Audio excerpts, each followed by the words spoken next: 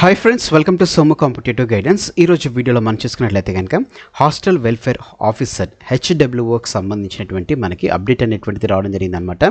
Certificate verification సంబంధించినటువంటి materials అనేటువంటిది provide చేయడం జరిగిందనమాట. అంటే like check list, attestation form, unemployed certificate అనేటువంటిది, ఇతర సర్టిఫికేట్స్ అనేటువంటిది పొందుపరచడం జరిగింది.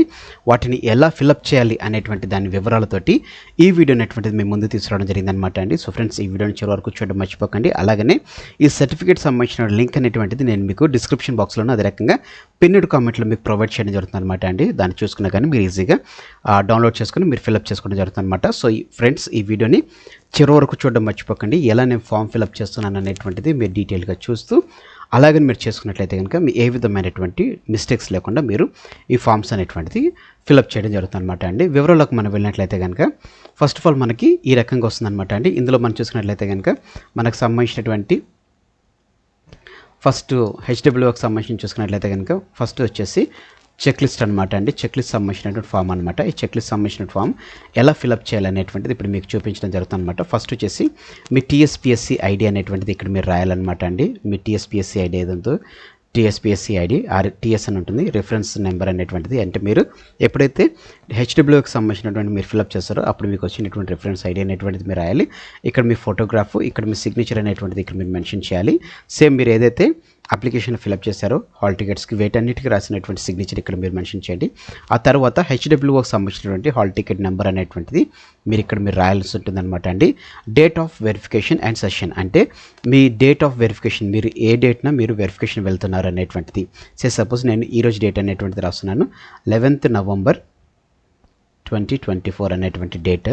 మీ సెషన్ ఏది, మార్నింగ్ సెషనా ఆఫ్టర్నూన్ సెషనా అనేటువంటిది మీరు ఇక్కడ రాయాలన్నమాట. మార్నింగ్ అయితే మార్నింగ్ సెషన్ అని రాయాలి, ఆఫ్టర్నూన్ అయితే ఆఫ్టర్నూన్ సెషన్ అని రాయాలన్నమాట అండి. సో ఇక్కడతోటి మీకు ఫస్ట్ బ్లాక్ అనేటువంటిది మీకు ఫిల్అప్ అయిపోతుంది అనమాట. నెక్స్ట్ వచ్చేసి మీ name as per 10th class ఎట్లా ఉందనేటువంటిది మీరు ఇక్కడ మీ నేమ్ అనేటువంటిది రాయాలన్నమాట అండి. అన్ని బోల్డ్ లెటర్లో రాసుకోండి.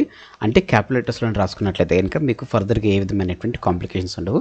నెక్స్ట్ మీ ఫాదర్ నేమ్ అనేటువంటిది మీరు ఇక్కడ రాయాలి.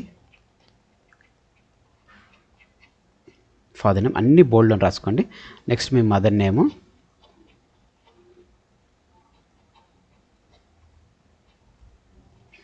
నెక్స్ట్ మీ జెండర్, మేల్ అయితే మేల్ దగ్గర టిక్ చేయండి, ఫీమేల్ అయితే ఫీమేల్ దగ్గర టిక్ చేయండి, ఏ జెండర్ అయితే ఆ జెండర్ అనేటువంటిది మీరు టిక్ చేయండి. Next me date of birth as per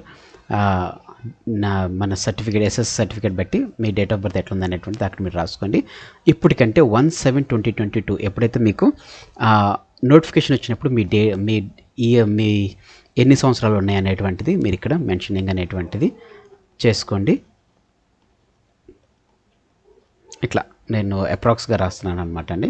so అలా మీరు మెన్షన్ చేయండి. ఆ తర్వాత date of qualification as an 23/12/2022 ప్రకారం మీ క్వాలిఫికేషన్ అనేటువంటిది, గ్రాడ్యుయేషన్ అయితే గ్రాడ్యుయేషన్, బీఎడ్ అయితే బీఎడ్, స్పెషల్ బీఎడ్ అయితే స్పెషల్ బీఎడ్, లేకపోతే డిఎడ్ అయితే డిఎడ్, ఏదైతే మీరు చేశారో దానికి సంబంధించినటువంటి qualification prescribed as per the notification copy enclosed అనేటువంటిది. అంటే మీరు ఏదైతే నోటిఫికేషన్లో ఇచ్చినటువంటి ఏదైతే ఇచ్చారో దానికి సంబంధించినటువంటి కాపీ అనేటువంటిది ఎన్క్లోజ్ చేయాలని చెప్పేసి, అంటే మీ సర్టిఫికేట్ అనేటువంటిది ప్రొవైడ్ చేయాలని చెప్పి తెలపడం జరిగింది అనమాట. ఈ 4గిట్లో మీకు ఏది ఉంటే దాన్ని మీరు టిక్ చేసి క్వాలిఫికేషన్ ఆఫ్ ద క్యాండిడేట్, మీరు ఒకవేళ గ్రాడ్యుయేషన్ అయితే గ్రాడ్యుయేషన్లో మీరు బీటెక్ అయితే బీటెక్ ఏదైతే అది, లేకపోతే బీఎడ్ అయితే బీఎడ్ అనేటువంటిది right. Date of acquiring qualification by the candidate, మనం ఏ రోజున సర్టిఫికేట్ పొందుకున్నాం అనేటువంటిది, మీ బోర్డు లేకపోతే యూనివర్సిటీ అనేటువంటిది. Next name of the state which the board and university located అనేటువంటిది మీరు ఇక్కడ రాయాలన్నమాట. అది ఏ స్టేట్ అయితే ఆ స్టేట్ అనేటువంటిది రాయాలన్నమాట. నెక్స్ట్ మీ కమ్యూనిటీ నేటివిటీ సర్టిఫికేట్, ఇది SC ST BC EWS certificate సంబంధించినటువంటి అనమాట అండి. మీరు ఏ కేటగిరీ అయితే కనుక ఆ కేటగిరీకి సంబంధించినటువంటి దాన్ని టిక్ చేయండి అనమాట. దాన్ని టిక్ చేస్తే మీకు సరిపోతుంది. SC అయితే SC, ST అయితే ST, EWS EWS, OC అయితే OC, ఏదైతే మీరు బీసీలో ఒకవేళ ఈ సబ్ క్యాస్ట్లో ఉన్నాయి కాబట్టి ఏదైతే అది మీరు ఇక్కడ మెన్షన్ చేయాలన్నమాట అండి. ఒకవేళ EWS క్యాండిడేట్ అయినట్లయితే కనుక మీరు మీ సేవ నుంచి మీకు ఒకవేళ సర్టిఫికేట్ వస్తే దాన్ని ఎస్ కొట్టుకోండి, డేట్ ఆఫ్ ఇష్యూ రాసుకోండి. Financial year which is used, అంటే మీరు 2021 to 2022 యూజ్ చేసుకున్నారా, 2022 to 2023 యూజ్ చేసుకున్నారా అనేటువంటి రాయాలి.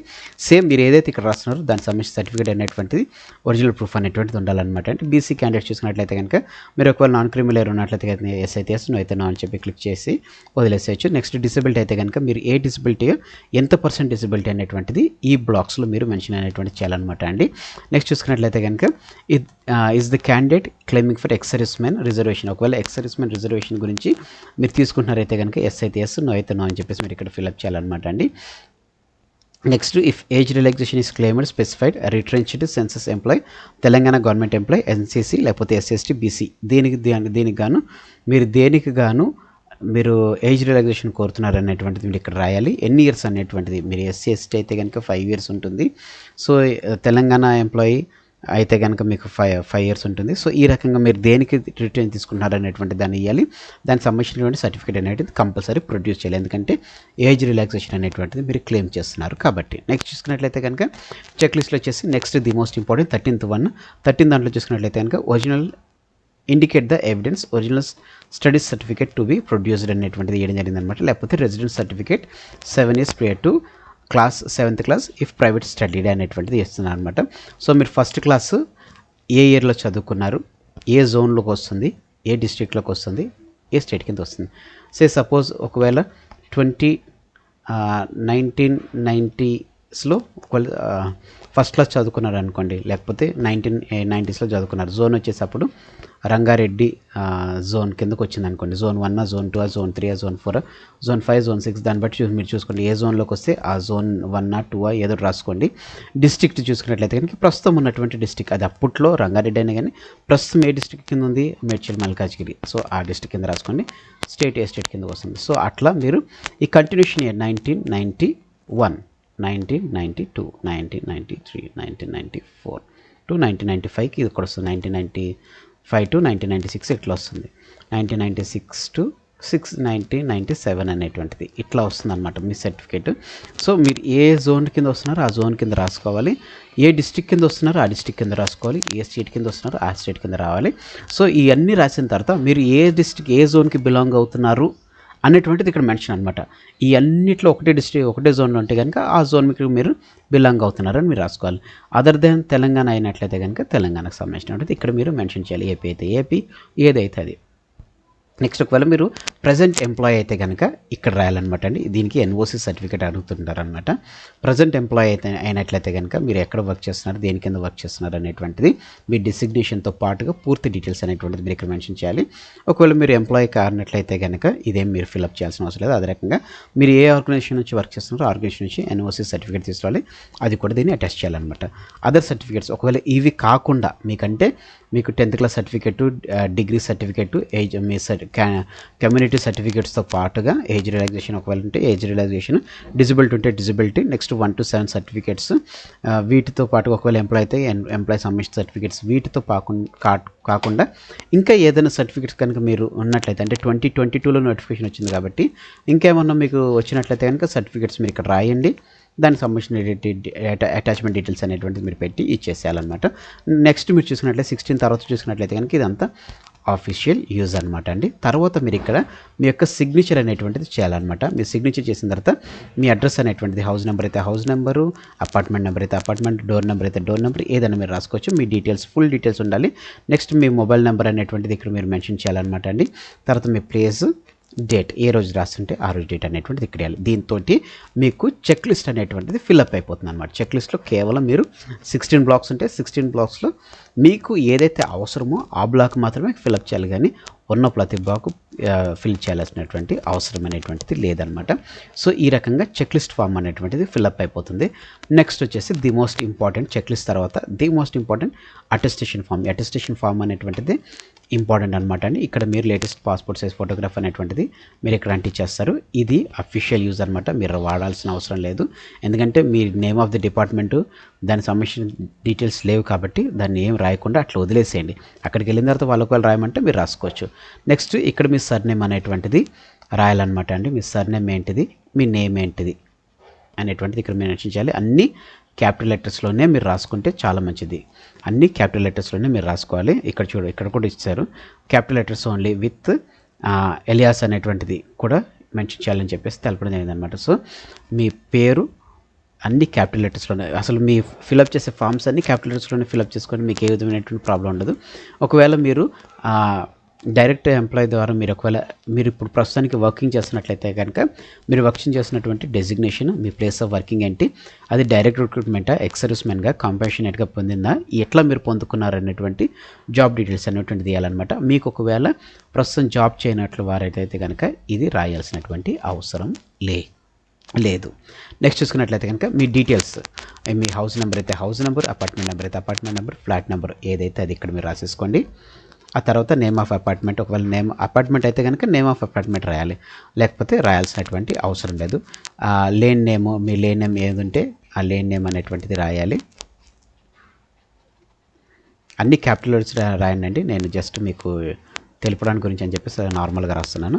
ఇక్కడ మీ ప్రజెంట్ అయితే ప్రజెంట్, పర్మనెంట్ అయితే పర్మనెంట్. ప్రజెంట్ అడ్రస్ ఉన్నటువంటి ప్రజెంట్ అంటే ప్రస్తుతం హైదరాబాద్లో వచ్చి చదువుకుంటున్నటువంటి వారు ప్రజెంట్ అడ్రస్ కింద రాసుకుని వాళ్ళ ఓన్ పర్మనెంట్ అడ్రస్ దానికి మీరు పెట్టుకోవచ్చు. ఎందుకంటే మీకు పోస్ట్ ద్వారా లెటర్స్ ఏమైనా కావాలనుకున్నా కానీ అక్కడ పంపించడం జరుగుతుంది అనమాట. సో రెండు ప్రజెంట్ పర్మనెంట్ రెండు సేమ్ అయినట్లయితే కనుక యాజ్ ఇట్ ఈజ్ మగ్గప్ చేసేసుకోండి. ఒకవేళ కాదు వేరే ఉన్నట్లయితే కనుక మీరు చేంజ్ చేసుకోవాలి. మీ స్ట్రీట్ నేమ్ రాసుకోండి, స్ట్రీట్ ఉంటే స్ట్రీట్ నేమ్ రాసుకోండి, రోడ్ ఉంటే రోడ్ నేమ్ రాసుకోండి. మీది ఒకవేళ విలేజ్ కిందకు వస్తే విలేజ్ కింద రాసుకోండి, విలేజ్ కాకపోతే కనుక వదిలేసేయండి. మండల్ కింద వస్తే మండల్ రాసుకోండి, తాలూకా కిందకు వస్తే తాలూకా, ఏ తాలూకా కింద వస్తే రాసుకోండి. నెక్స్ట్ టౌన్ సిటీ హైదరాబాద్, మీకు ఏ సిటీ టౌన్ సిటీ అయితే రాసుకోండి. మేడ్చల్ మల్కాజ్గిరి మాది, మీది దేనికి వస్తే దానికి మీరు రాసుకోండి. నెక్స్ట్ స్టేట్ వచ్చేసి తెలంగాణ, పిన్ కోడ్ వచ్చేసి 500055 అనేటువంటిది మాది పిన్ కోడ్ అనమాట. సో ఈ రకంగా ఉంటుంది. నెక్స్ట్ మీ మొబైల్ నెంబర్ అనేటువంటిది, మీ మొబైల్ నెంబర్ ఏ మొబైల్ నెంబర్ యూస్ చేస్తున్నారో కంపల్సరీ అదే వర్కింగ్లో ఉన్నటువంటి మొబైల్ నెంబర్ ఏంటి. ఎందుకంటే మీకు నోటిఫికేషన్స్ అనేటువంటిది మెసేజ్ ద్వారా కానీ అలర్ట్స్ అనేటువంటిది వస్తుందన్నమాట, ఎప్పుడెప్పుడు ఏముంటుంది అనేటువంటిది. సో కంపల్సరీగా మీరు పెట్టుకోవాలి. నెక్స్ట్ ఇందులో చూడండి, సి ఆప్షన్ చూసినట్లయితే, if originally a resident of Pakistan, the address is in that dominion and the date of migration to be to Indian union అనేటువంటిది. ఒకవేళ మీరు పాకిస్తాన్ నుంచి వచ్చినట్లయితే రాయాలి, ఇది అసలు మీకు అవసరమే లేదు. ఒకవేళ ఇఫ్ ఇన్ కేస్ వాళ్ళని వచ్చిన వాళ్ళు ఉన్నట్లయితే కనుక దీన్ని రాసుకోవాలన్నమాట అండి. Next particulars of places where you have been resided during the preceding 5 years, అంటే మీరు లాస్ట్ 5 years నుంచి ఎక్కడ ఉన్నారు అనేటువంటిది ఇక్కడ అడుగుతుంది అనమాట. మీరు ఒకవేళ లాస్ట్ 5 years నుంచి ఎక్కడ లేదు, మీరు ప్రజెంట్ ఉన్న దగ్గర ఉంటున్నారైతే కనుక కేవలం ఇక్కడ నుంచి ఇక్కడ రాసేసుకోండి. సపోజ్ లాస్ట్ 5 years అంటే ఇప్పుడు ప్రిసీడింగ్ 5 years అంటే ఇది 2024 కాబట్టి 2019 నుంచి 2024 వరకు మీరు ఎక్కడ లేరు, ఇక్కడ ఉన్నారనుకోండి. 2019 నుంచి 2024 మీరు ఎక్కడైతే ఉంటున్నారో దానికి సంబంధించిన డీటెయిల్స్ అని రాసేసి మీ నియర్ బై పోలీస్ స్టేషన్, ఏ పోలీస్ స్టేషన్ కింద వస్తే ఆ పోలీస్ స్టేషన్ కింద ఉన్నటువంటి దాన్ని రాసేసుకోవడమే, అది మీరు డీటెయిల్ అనమాట. లేదు మీరు లాస్ట్ ప్రిసీడింగ్ ఇయర్స్ అంటే 2019 నుంచి 2023 వరకు ఒక దగ్గర ఉండి 2023 నుంచి 2024 వరకు ఒక దగ్గర ఉన్నారనుకోండి. సో అదైనా రాసుకోవాలి. ఎట్లున్నా కానీ లాస్ట్ ప్రిసీడింగ్ 5 years మీరు ఎట్లా ఉన్నారు అనేటువంటిది మీరు ఇక్కడ రాయాలన్నమాట. నెక్స్ట్ మీ ఫాదర్స్ డీటెయిల్స్ అనేటువంటిది, మీ ఫాదర్ నేమ్ అనేటువంటిది రాయాలి, ఆయన ప్రొఫెషన్ అనేటువంటిది రాయాలి. ఒకవేళ ఆయన ఇన్ సర్వీస్లు ఉంటే కనుక ఆయన సర్వీస్ సంబంధించిన డీటెయిల్స్ అనేటువంటిది రాయాలి. Next present postal address, if debt give last address అనేటువంటిది, లేక మనకి ప్రజెంట్ పోస్టల్ అడ్రస్ అనేటువంటిది ఇక్కడ మనం రాయాలన్నమాట అండి. సేమ్ మీది ఏదైతే ప్రజెంట్ అడ్రస్ ఏదైతే ఉందో దాన్ని రాయాలి. నెక్స్ట్ పర్మనెంట్ అడ్రస్ ఏదైతే ఉందో దాన్ని రాసుకోవాలన్నమాట అండి. సేమ్ ఉన్నట్లయితే కనుక ప్రజెంట్కిను పర్మనెంట్కి సేమ్ అడ్రస్ అనేటువంటిది మీరు మెన్షన్ చేయండి. నెక్స్ట్ చూసుకున్నట్లయితే కనుక నేషనాలిటీ అనేటువంటిది, మదర్ నేషనాలిటీ అనేటువంటిది ఏది, ఫాదర్ నేషనాలిటీ, మదర్ నేషనాలిటీ. ఒకవేళ మీరు మ్యారీడ్ అయితే కనుక మీ వైఫ్ ఉంటే కనుక వైఫ్ నేషనాలిటీ, హస్బెండ్ ఉంటే కనుక హస్బెండ్ నేషనాలిటీ అనేటువంటిది రాయాలి. అలాగే ఒకవేళ మీకు వైఫ్ ఉంటే కనుక వైఫ్ ప్లేస్ ఆఫ్ బర్త్ రాయాలి. ఒకవేళ హస్బెండ్ ఉంటే కనుక హస్బెండ్ ప్లేస్ ఆఫ్ బర్త్ అనేటువంటిది రాయాలన్నమాట. నెక్స్ట్ అప్లికేషన్ చేస్తున్నటువంటి 6th బ్లాక్ చూసుకోండి. 6th నెంబర్ చూసుకున్నట్లయితే కనుక అప్లికేషన్ చేస్తున్నటువంటి మీ యొక్క డేట్ ఆఫ్ బర్త్ అనేటువంటిది అడుగుతున్నారనమాట. మీ డేట్ ఆఫ్ బర్త్ అనేటువంటిది అడుగుతారు. ప్రజెంట్ ఏజ్ ఎన్ని ఇయర్స్ ఉంటుంది అనేటువంటిది అడుగుతారు. అలాగనే ఏజ్ ఎట్ మెట్రికులేషన్, ఏ ఏజ్లో మీరు మెట్రికులేషన్ చేశారనేటువంటిది, మీ place of birth, state, district state అనేటువంటిది అడుగుతారు. District and state which you belong అనేటువంటిది కూడా ఇక్కడ మనం రాయాలన్నమాట. నెక్స్ట్ మీ రిలీజన్ ఏంటి అనేటువంటి రిలీజన్ రాయాలి. Are you member of scheduled caste, scheduled tribe, backward class. మీరు ఒకవేళ దీంట్లో దేనికి చెందిన వారైతే దానికి మీరు టిక్ చేసుకుంటే వెళ్ళాలన్నమాట అండి. అన్నిటికీ టిక్ చేయాల్సిన అవసరం లేదు. మీరు దేనికైతే ఉంటారో దానికి రాయాలి. ఒకవేళ షెడ్యూల్డ్ ట్రైబ్ అయితే కనుక స్పెసిఫిక్ గ్రేడ్స్ అన్నట్టు ఉంటుంది, ABCDE ఏదైతే అది మీరు రాసుకోవాలన్నమాట అండి. నెక్స్ట్ చూసుకున్నట్లయితే కనుక మీకు సర్టిఫికెట్స్ ఏవైతున్నాయో వాటికి సంబంధించిన డీటెయిల్స్ అనమాట. SSC name of the school, మీరు ఏ స్కూల్లో చదువుకున్నారు దానికి సంబంధించిన విలేజ్ అడ్రస్ డిస్ట్రిక్ట్ అనేటువంటిది రాయాలి. డేట్ ఆఫ్ ఎంట్రింగ్ రాయాలి, డేట్ ఆఫ్ లివింగ్ అనేటువంటిది రాయాలన్నమాట అండి. మీ ఎగ్జామినేషన్ ఎప్పుడు పాస్ అయ్యాడు, name of the group, A group ఉంటే ఆ group, near by police station అనేటువంటిది. ఇంటర్మీడియట్ కూడా same details, college name of the college, address details ఇవ్వాలి, డేట్ ఆఫ్ ఎంట్రింగ్ ఎప్పుడు ఎంటర్ అయ్యారు, ఎప్పుడు లీవ్ అయ్యారు, మీ ఎగ్జామినేషన్ సంబంధించిన పాస్ ఎప్పుడు అయ్యారు, పోలీస్ స్టేషన్ అనేటువంటిది. గ్రాడ్యుయేషన్ సంబంధించినటువంటిది అన్ని సేమ్ యాజ్ ఇట్ ఈస్గా ఎప్పుడు ఎంటర్ అయ్యారు, ఎప్పుడు లీవ్ అయ్యారు, ఎగ్జామినేషన్ ఎప్పుడు పాస్ అయ్యారు, నియర్ బై ఉన్నటువంటి పోలీస్ స్టేషన్. పోస్ట్ గ్రాడ్యుయేషన్ కూడా అది. ఇంకా ఇది పోస్ట్ గ్రాడ్యుయేషన్ కాకుండా ఇంకా మీరు ఏం చేసినట్లయితే దానికి సంబంధించిన డీటెయిల్స్ కూడా మీరు మెన్షన్ అనేటువంటి చేయాలన్నమాట అండి. 10th దాంట్లో చూసుకున్నట్లయితే కనుక if you have at any time been employed give me details. ఒకవేళ మన ఎంప్లాయ్ అయితే కనుక దానికి సంబంధించిన డీటెయిల్స్, ఏ ఇయర్ నుంచి ఏ ఇయర్ వరకు మీరు వర్క్ చేశారు, మీరు ఏ డిజిగ్నేషన్లో మీరు వర్క్ చేశారు అనేటువంటి దాన్ని, మీ ఇన్స్టిట్యూషన్ లేకపోతే దాని ఆఫీస్ సంబంధించిన ఫుల్ డీటెయిల్స్ అనేటువంటిది ఇవ్వాలి. మీరు ఎప్పుడు డిస్మిస్ అయ్యారు దానికి సంబంధించిన డీటెయిల్స్ కూడా మీరు రాయాలన్నమాట అండి. నెక్స్ట్ చూసుకున్నట్లయితే కనుక మీరు ఒకవేళ ఏమైనా 11th దాంట్లో చూసుకున్నట్లయితే మీరు ఎప్పుడైనా ఒకవేళ అరెస్ట్ అయితే కనుక, పోలీస్ స్టేషన్లో అరెస్ట్ అయితే కనుక దానికి సంబంధించిన డీటెయిల్స్ అనేటువంటిది ఇక్కడ ఇవ్వాలి. తర్వాత name and complete details of 2 responsibilities, అంటే మీ తరపున రెస్పాన్సిబిలిటీ ఉన్నటువంటి మీ 2 వ్యక్తుల్ని ఎవరైనా తీసుకోవాలి. ఇందులో చూసుకోండి, ఇందులో ఫ్యామిలీ మెంబర్స్ అనేటువంటిది రాకూడదు, రిలేటివ్స్ అనేటువంటి వారు ఇందులో రాకూడదు అనమాట అండి. మీ వీధిలో మీ చుట్టుపక్కల మీ ఫ్రెండ్స్లో ఎవరు ఉన్నారో వారికి సంబంధించినటువంటి పేర్లే మీరు రాయాలి, కానీ మీ ఫ్యామిలీ మెంబర్స్ పేరు రాస్తే కనుక వారు కన్సిడర్ చేయరనేటువంటిది ఇదనమాట. మీరు ఒకవేళ పొలిటికల్ పార్టీ తరపున దేని గురించి మీరు చేసినట్లయితే కనుక దానికి సంబంధించిన డీటెయిల్స్ అనేటువంటిది ఇక్కడ మీరు 13th బ్లాక్లో మీకు మెన్షన్ చేయమని చెప్పి అడుగుతారు అనమాట. ఆ తర్వాత మీ యొక్క సిగ్నేచర్ రాయాలి, మీ డేట్, అంటే ఏ రోజు అప్లై ఏదో రాస్తున్నారో ఆ రోజు డేటు, ఆ రోజు ప్లేస్, ఏ ప్లేస్ ఉన్నారో ఆ ప్లేస్ అనేటువంటిది మీరు ఇక్కడ మెన్షన్ చేయాలన్నమాట అండి. ఆ తర్వాత ఇక్కడ ఎవరైతే గెస్టెడ్ ఆఫీసర్ ఎవరైతున్నారో గెస్టెడ్ ఆఫీసర్ సైన్ చేసి సీల్ రాస్తారు, సీల్ చేసి ఇస్తారనమాట అండి. మీ ఫోటోగ్రాఫ్ అంటించిన తర్వాత ఫోటోగ్రాఫ్ మీద కూడా ఆయన సైన్ చేసి సీల్ అనేటువంటి చేసిస్తారనమాట అండి. ఆయనే ఇక్కడ మీ డీటెయిల్స్ అన్ని రాస్తారు, లేకపోతే మీరు రాసి తీసుకెళ్ళినా కానీ పర్వాలేదు. ఆయన రాసేసి ఎన్ని మంత్స్ నుంచి తెలుసు, ఎన్ని ఇయర్స్ నుంచి తెలుసు అనేటువంటిది డీటెయిల్గా మెన్షన్ అనేటువంటిది చేయడం జరుగుతుంది అనమాట అండి. ఆ తర్వాత ఆయన డేట్ రాస్తాడు, ప్లేస్ అనేటువంటిది రాస్తారనమాట. ఈ రకంగా మీకు అటెస్టేషన్ ఫామ్, చెక్ లిస్ట్ అనేటువంటిది అయిపోతుంది అనమాట అండి. నెక్స్ట్ వచ్చేసి అన్ఎంప్లాయిడ్ ఫామ్. ఎందుకంటే అన్ఎంప్లాయిడ్ అయినట్లయితే కనుక ఏదైతే 200 రూపీస్ కానీ ఏదైతే మీరు ఫీజు పే చేశారో ఆ ఫీజు అనేటువంటిది మీకు మరలా రావడం జరుగుతుంది అనమాట. మీ పేరు, మీ ఫాదర్స్ నేము,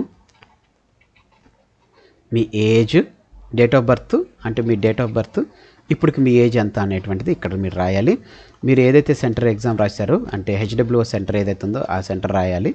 ఫుల్ పోస్టల్ అడ్రస్, మీ యొక్క ఫుల్ పోస్టల్ అడ్రస్ అనేటువంటిది ఇక్కడ మీరు మెన్షన్ అనేటువంటిది మీరు చేయాలన్నమాట అండి. దాని తర్వాత మీ యొక్క మీ సిగ్నేచర్ చేయాలి, కంపల్సరీగా ఫుల్ సిగ్నేచర్ అనేటువంటి చేయాలి. అదే రకంగా ప్లేస్ ఏంటిది, నెక్స్ట్ డేట్ ఏంటువంటిది అనేటువంటిది ఇక్కడ మీరు రాయాలన్నమాట అండి. దీంతో చూసుకున్నట్లయితే కనుక అన్ఎంప్లాయిడ్ ఫామ్ అనేటువంటిది అయిపోతుంది అనమాట అండి. తర్వాత మీకు ఆల్రెడీ రెవెన్యూ డిపార్ట్మెంట్ సంబంధించిన ఫామ్ ఉంటే కనుక ఆ రెవెన్యూ దాన్ని మీరు అటెస్ట్ చేసేసుకోవచ్చు. కమ్యూనిటీ సర్టిఫికేట్ ఫామ్ ఉంటే కనుక కమ్యూనిటీ సర్టిఫికేట్, ఒకవేళ లేకపోతే ఇవన్నీ డీటెయిల్స్ అని రాయాలి. మీకు ఆల్రెడీ తెలంగాణ నుంచి వచ్చినటువంటి మీరు కమ్యూనిటీ నేటివిటీ కానీ, అంటే క్యాస్ట్ సంబంధించింది కానీ, లేకపోతే మీ యొక్క ఇన్కమ్ సంబంధించింది కానీ, EWS వర్క్ కానీ, ఏ ఫామ్ అయినా కానీ TG అనేటువంటి తెలంగాణ అనేటువంటి స్టాంప్ ఉంటేనే అది చెల్లుబాటు అవుతుంది. అంటే 2014 తర్వాత ఉన్నటువంటి ఫామ్స్ మాత్రమే చెల్లుబాటు అవుతాయి అనమాట అండి. అది చూసుకుని మీరు ఫిలప్ చేసుకోండి. నెక్స్ట్ మీరు ఒకవేళ ప్రైవేట్గా చదువుకున్నట్లయితే కనుక ప్రైవేట్గా చదువుకున్నటువంటి వారు స్కూల్ స్టడీ సర్టిఫికేట్, నేమ్, మీ father's name, date of birth, age, place of birth రాసేసుకుని ప్రస్తుతం ఉన్నటువంటి ఫస్ట్ క్లాస్ ఏ స్కూల్లో చదువుకున్నారు అనేటువంటిది ఏ డిస్ట్రిక్ట్ కింద ఉంటుంది, during of study month and year అనేటువంటిది, అంటే ఏ మంత్ నుంచి ఏ మంత్ వరకు చదువుకున్నారు అనేటువంటిది, ఈ రకంగా 7 క్లాసెస్ వరకు మీరు రాయాలి. రాసేసి మీరు రాసుకుని signature of the head of the education institution వారి దగ్గర నుంచి సిగ్నేచర్, సీల్ కూడా వేయించుకున్నట్లయితే మీకు ఎంతగానో యూజ్ అవ్వడం జరుగుతుంది అనమాట అండి. నెక్స్ట్ రెవెన్యూ డిపార్ట్మెంట్ సంబంధించినటువంటి, సో ఈ రకంగా మీరు చూసుకున్నట్లయితే HWO సంబంధించినటువంటి హాస్టల్ వెల్ఫేర్ ఆఫీసర్ సంబంధించినటువంటి చెక్ లిస్ట్ ఫామ్ ఎలా ఫిలప్ చేయాలి, అదే రకంగా main the most important attestation form ఎలా ఫిలప్ చేయాలనేటువంటి దాంతో పాటుగానే అన్ఎంప్లాయ్మెంట్ ఫామ్ అనేటువంటిది కూడా ఎలా ఫిలప్ చేయాలనేటువంటిది మీకు చూపించడం జరుగుతుంది. దీంతో పాటుగా మీకు ఒకవేళ రెసిడెన్స్ సర్టిఫికేట్ లేకపోతే 1 to 7 వరకు రెసిడెన్స్ సర్టిఫికేట్స్ దానికి సంబంధించినటువంటి దాన్ని కూడా ఎలా ఫిలప్ చేయాలనేటువంటిది కూడా మీకు ఇందులో మెన్షన్ చేయడం జరిగింది అనమాట అండి. సో ఫ్రెండ్స్, ఇదండి HWOకి సంబంధించినటువంటి పూర్తి సర్టిఫికేట్ ఫామ్స్ లేకపోతే సర్టిఫికేట్స్ ఎలా ఫిలప్ చేయాలనేటువంటి దానికి సంబంధించినటువంటి పూర్తి వివరాలతో కూడినటువంటి వీడియో. హోప్ ఈ వీడియో మీకు అర్థమైంది అనుకుంటున్నాను. ఈ వీడియో చూస్తూ మీరు ఫిలప్ చేసుకున్నట్లయితే మీకు ఏ విధమైనటువంటి తొట్టుపాట్లు జరగదు. Thanks for watching the video. Have a nice day. All the best for exams. Bye.